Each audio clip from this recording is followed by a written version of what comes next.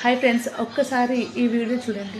నేను బతుకొచ్చిన మేడం. నువ్వు బతకనికి వచ్చినావు, మమ్మల్ని చంపనీకి వచ్చినావా? నువ్వు బతకనికి వచ్చినప్పుడు ప్రజల ప్రాణాలతో చెలగాటం ఆడుతున్నావు. అది నీకెందుకు? కూలిస్తే నువ్వు ఈ పని చేస్తావా? అదే నీ పిల్లలు తింటారు, తినిపిస్తావా డైలీ? చెప్పు. తినిపి.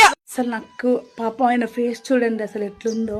వీళ్ళందరూ క్వశ్చన్స్ చేస్తుంటుంటే అసలు ఆయనకి ఏం చెప్పాలో అర్థం కాక బిక్క మొహం వేసుకొని చూస్తుండు. అసలు సిగ్గుండాలి మీకు అసలు కొంచెం కూడా. ఆయన అట్లా చేస్తానికి రోడ్డు మీద చిన్న బ్రెడ్ ముక్కని అమ్ముకున్నట్టు వచ్చి ఛానల్ అని ఇంటర్వ్యూ అని తొక్క అని తోరని వచ్చి ఇంటర్వ్యూ చేస్తారు.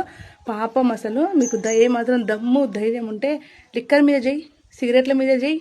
చిన్న చిన్న పోరగాళ్ళు మందు తాగుతుర్రు, సిగరెట్లు తాగుతుర్రు, గంజాయి తాగుతుర్రు. వాటి మీద ఇంటర్వ్యూ చేయి. నీకు దమ్ముంటే పెద్ద పెద్ద హోటళ్ళలో ఫుడ్డు ఎంత కల్తీ లేకుండా పెడుతురేమో అక్కడ పోయి ఇంటర్వ్యూ చేయి.